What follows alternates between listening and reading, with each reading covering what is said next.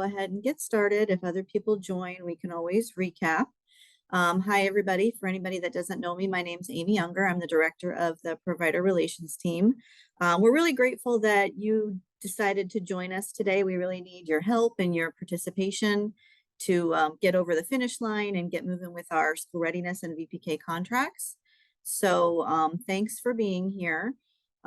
We recently found some new information. As you guys know, this is the time of the year when we're working on your profiles for the 24-25 program year.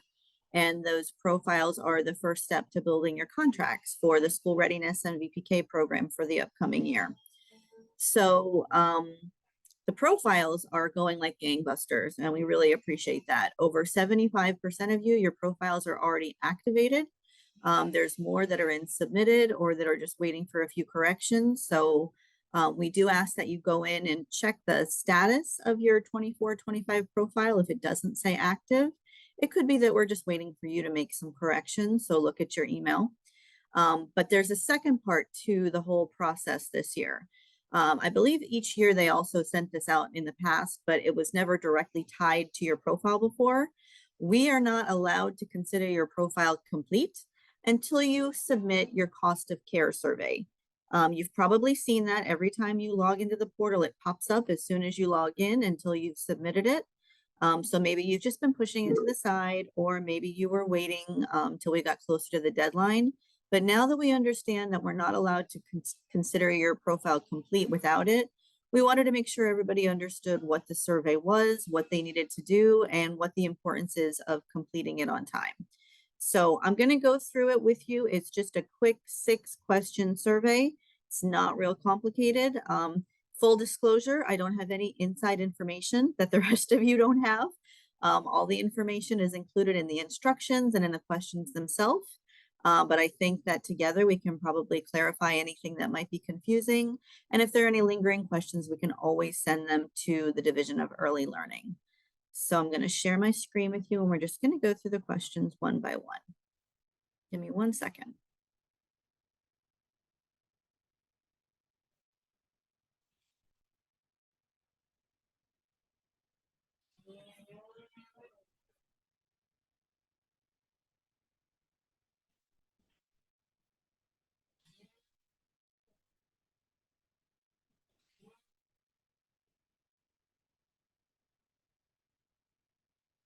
Sorry, just trying to get to the screen show. There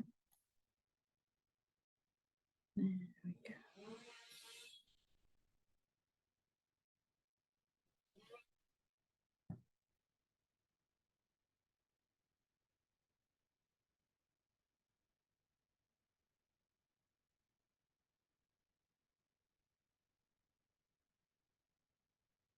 There we go. Okay. So this is what the instructions actually look like, and it explains what the purpose of the survey is. It's, again, just a quick 6-question survey. It shouldn't take you too long. The information that they're gathering here is provided to the estimating conference and to the Florida legislator, where they actually are the ones to kind of compile all this data and figure out, okay, so what does it cost to care for children in a child care center, in an early learning center, in a family child care home? And that's how they determine what the reimbursement rates are going to be. So I think one important thing for you to know that this is a survey. This is not something where somebody's going to come back later and ask you to provide documentation of the responses that you gave to the survey. But obviously it's important that you answer it as accurately as you can, because the information is going to be used for a really important purpose to determine the reimbursement rates. So definitely give it some thought and research your budget as you go through the questions. The cost of care estimate can be saved. So if you start working on it and you get interrupted, which I know happens a lot, there is a button that says save for later at the bottom of the page, and you can always go back and complete it later. I have actually gone into a few providers and seen that all the responses are there and it's not submitted. So maybe they hit save for later and forgot to go back. Or it could be that they were just waiting for some additional information and wanted to get that in before they hit the submit button. But just make sure that if you thought you submitted it and you intended to submit it, make sure you go back and make sure that it's no longer there. The Save for Later button will return you back to the provider dashboard. So if you're working on it and you need to go do something with your attendance or with your enrollment, if you hit that Save for Later button, it'll take you back out to your main page in the portal so you can do whatever it is you need to do. Later, you can go back and access the survey by looking for the link under provider cost of care estimate on the left side of the provider dashboard. So it doesn't disappear. It'll always be there until you submit it. And then again, if you log out and log back in, it's usually going to pop right up so you can't miss it. All the fields do need to be completed in order for that submit button to even appear. So again, if you filled out most of it, but you never hit that submit button, it may be because one of them was missing, something wasn't completely filled out. So again, double check and make sure. Now it says that the provider cost of care estimate needs to be submitted no later than May 31st. However, that's not really going to help with your contracts. We need those submitted sooner than May 31st, because if we were to wait until after May 31st to certify all of your contracts, we just wouldn't have time. There's not enough of this. So no later than May 31st, but now is absolutely perfectly fine. We would love you to submit it this week. If you're waiting for some specific piece of information before you submit it, we understand that.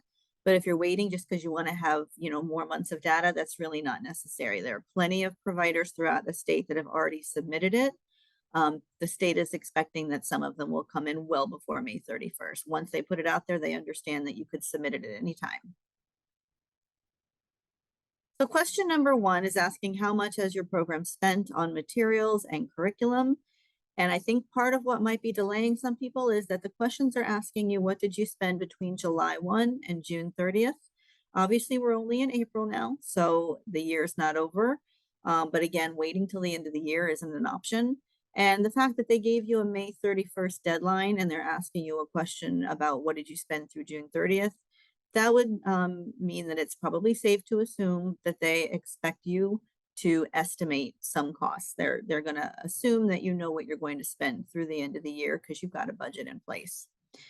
They've given you specific examples of what they consider materials and curriculum, educational materials like books, toys, puppets, posters, manipulatives, consumable items like paint, paper, and crayons, curriculum itself, meaning print, electronic textbooks, instructional materials, lesson plans, teacher guides, workbooks, tests, and other curriculum-related materials, subscriptions, and supplemental instructional materials.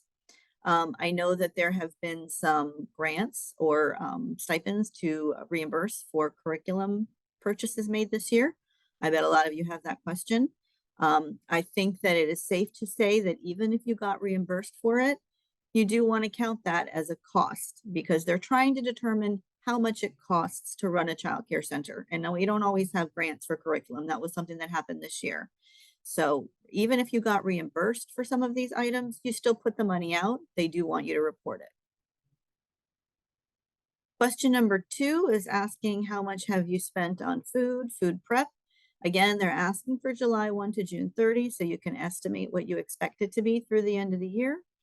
And again, they're mentioning here that even if you've gotten reimbursed by the food program for certain items, they still want you to count them. So again, going back to what I said about the curriculum, they understand that you might get reimbursed for some of these things, but sometimes you don't, and they want to know what is the overall cost, even if you do somehow end up getting reimbursed for certain things. So again, they've given you specific examples of what they consider food and food prep. Of course, the meals and snacks themselves, beverages, formula, kitchen supplies, and consumables like dish soap, containers, foil, cling wrap, those kinds of things. Question number 3, how much has your program spent on maintenance costs from July 1 of 23 to June 30th of 24? That includes anything associated with keeping all the building and equipment necessary for safe delivery. So that includes things like maintenance staff who come and keep your center in good working order, or services if you have a company that comes in and does that for you, the yard and the playground maintenance, replacing or repairing any furnishings, equipment, building systems, electrical, plumbing, HVAC, all of those things are considered maintenance costs that keep your center in good working order. Number 4 is asking about how much you spent on regulatory fees. So things like licensing, your licensing renewal. If you're an accredited program, how much did you pay for your accreditation, your national memberships, things like that. Number 5, they're asking you to calculate the average enrollment in your program, and you're going to add up the total of each month's enrollment and divide by the total number of months used in the calculation. So again, they understand that you may not be reporting all 12 months of the year. That's why they're asking you to average it based on the number of months data that you do have. So obviously you don't know how many kids might come to your program in May or June, but you have an enrollment number from July of 2023 through now we're into April of 2024. So that would be 10 months of the year. So if you add up how many children you had in your program for those first 10 months, July through April, and then divide that number by 10, that would be your average enrollment. That's what they're looking for. They're looking for your total enrollment, not school readiness kids, not VPK kids specifically, your total enrollment at your program. And then number 6, they're asking for a total of how much has your program spent on operational costs.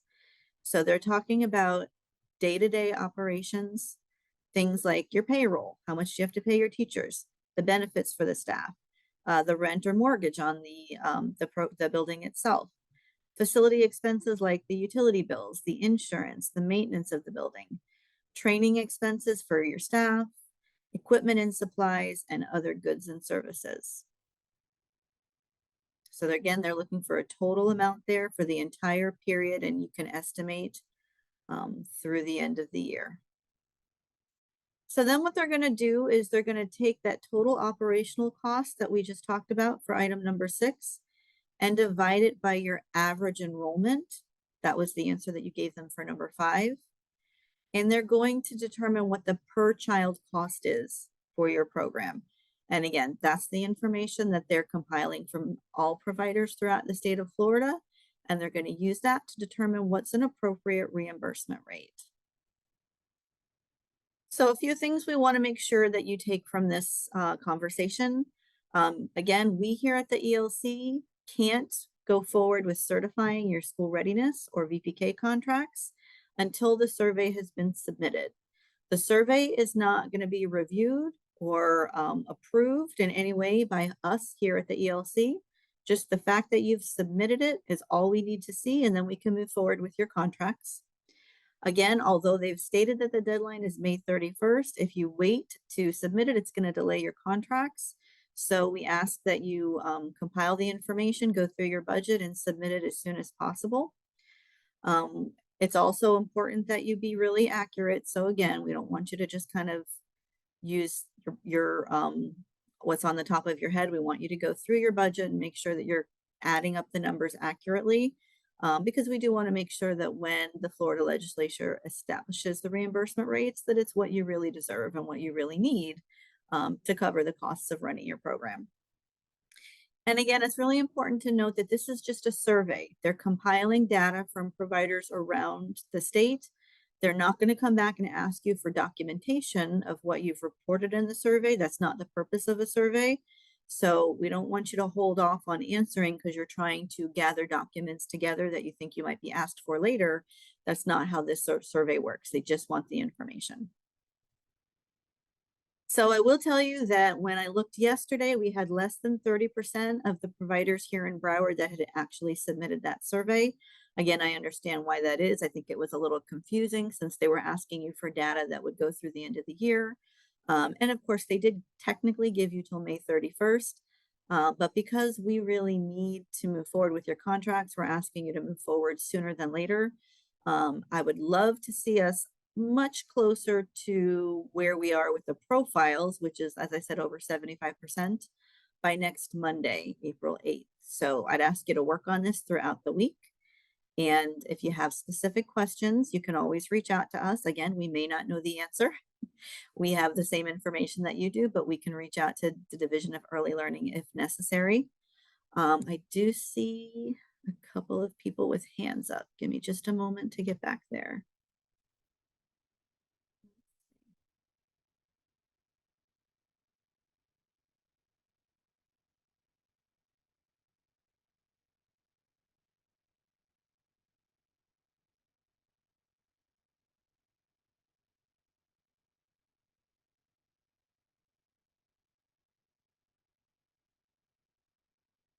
Okay, I'm having trouble getting back to see the participants and whose hands are raised.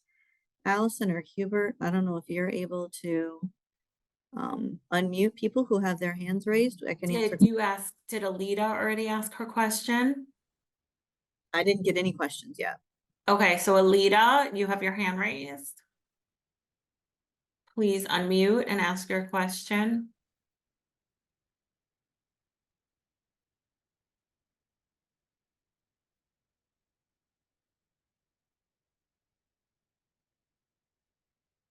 No. Are you there, Alita? Yes, I think we heard you. Go ahead.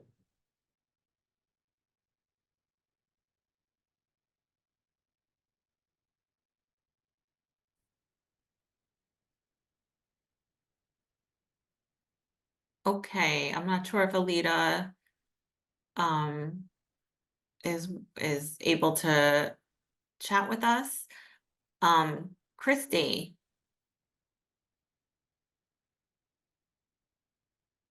Get the first slide with the number one question that we're gonna be asked. I couldn't get the information. Maybe you can share it. And also, where is it that we go to complete the survey? Got it. So when you first log into the provider portal, you should see the survey pop up right in front of you. Usually as soon as you log in, it pops up. Hold on one second.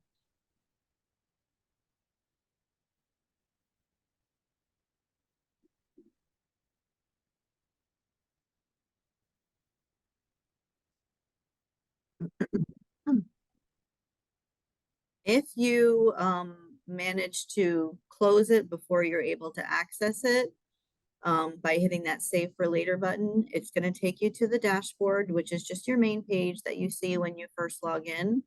Access the cost estimate at a future time by clicking where it says provider cost of care estimate. It's a link located under provider cost of care estimate on the left side of your provider dashboard. So just that main page when you first log in, look to the left and you'll see provider cost of care estimate. And then the first question you were asking about, to share the slide would has the first question of the survey. Okay, are you seeing my screen now? Yes. Okay, there you go. That's the first question of the survey right there. They're asking about the materials the educational materials and curriculum. How much did you spend on that? Again, the questions all ask, what did you spend between July 1 and June 30th? They understand that you're probably going to have to estimate a little bit for the remaining months of the year because the surveys due before the year is up. So if you know that you're going to be spending money on something in the coming months, you can go ahead and include it in that amount. Perfect. Thank you very much. You're welcome. I'm not seeing anybody else unless Alita is back and can unmute and ask her question.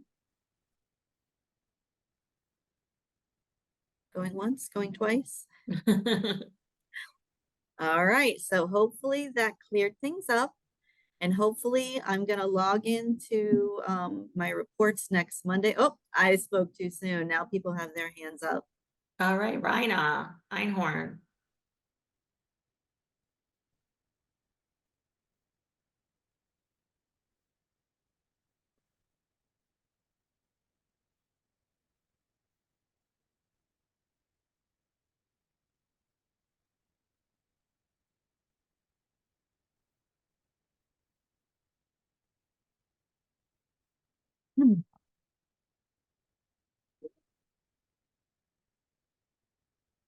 Raina, can you unmute and go ahead?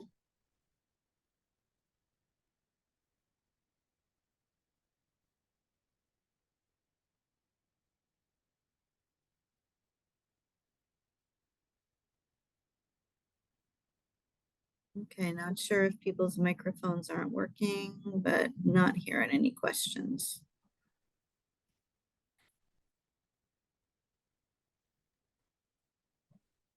My mic working? Now I hear you. Go right ahead. Okay, so your enrollment period is from July 1st of 2023 through June 30th of 2024. So sometimes, I'm not just talking about my center, so you might have enrollment, but it's there might not be school going on. So it's in actuality for the next school year.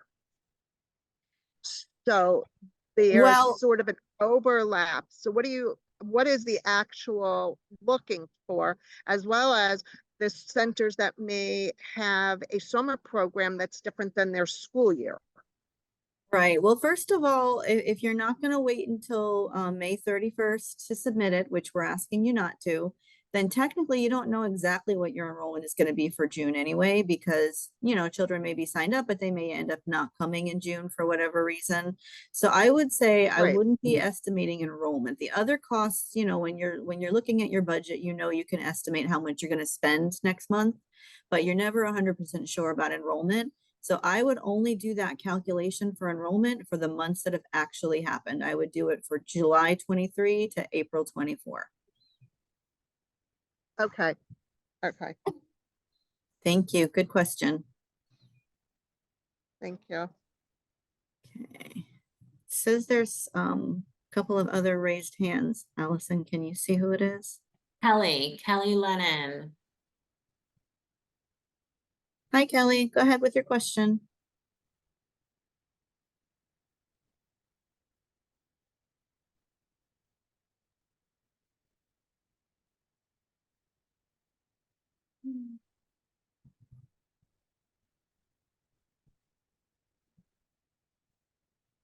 Okay, I guess Kelly is not ready to. Can you hear me now? Oh, yes. There we go. Oh, got there you. we go. I couldn't unmute.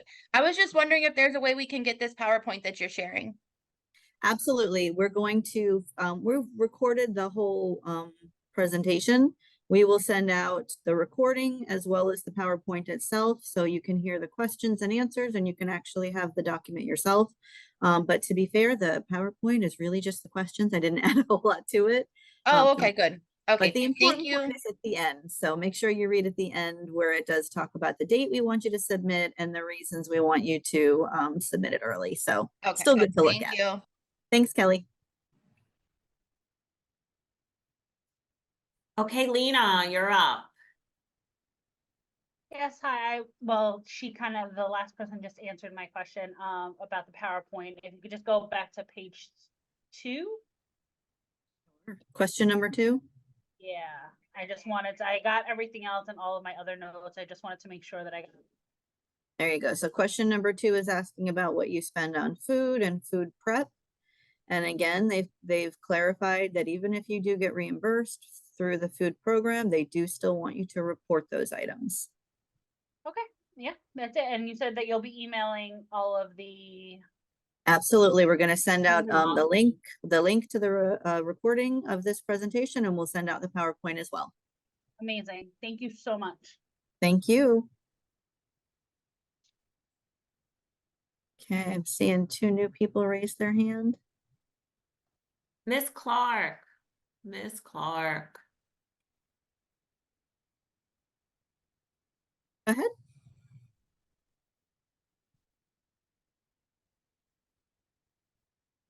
Oh, she put her hand down. Okay.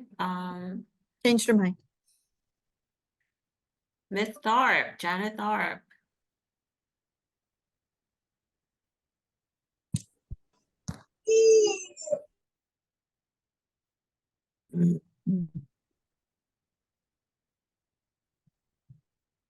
No, Miss Tharp. Oh, yeah, there you are. Tell that baby you have a question.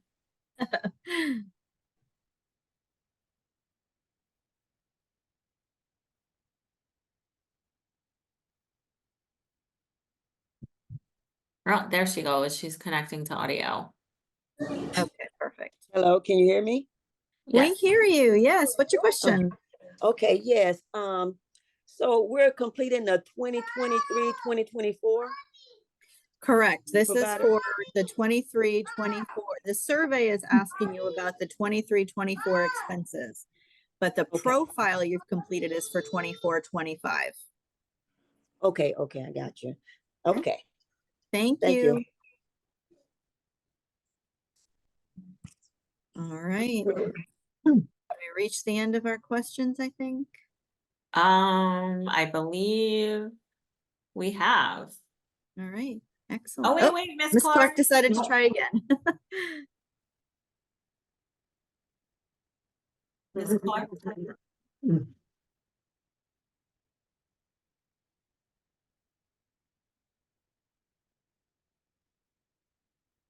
Oh, no, I guess they're getting confused.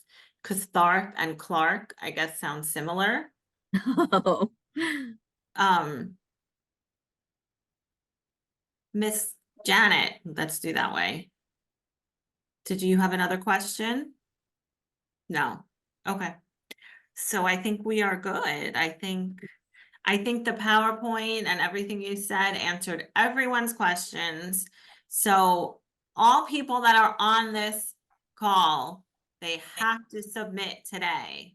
And then you have to tell a friend, a direct. Everybody tell at least 2 friends. Yeah. And say, hey, you missed an amazing webinar today. So let's get it done. Oh, wait.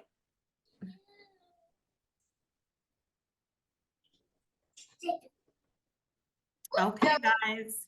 I think that was it. Going once, going twice. Yeah. We're done. Everybody have a great day. Thank you so much for being here, and we look forward to seeing your survey submitted real soon. Bye, everyone.